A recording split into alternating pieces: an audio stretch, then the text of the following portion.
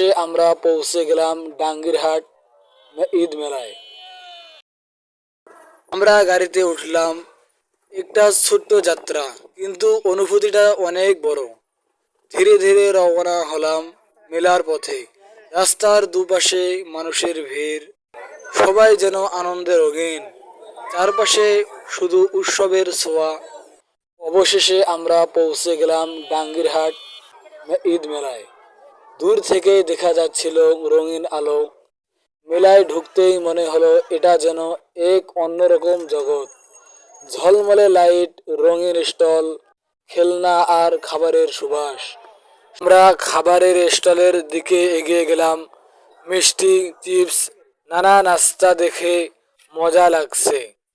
দোকানের পাশে ছোট ছোট খেলনা আর রঙিন ব্যাগ দেখে আমরা মজা করলাম। চারপাশে হাসি আর চিৎকার, সবাই আনন্দে মেতে আছে।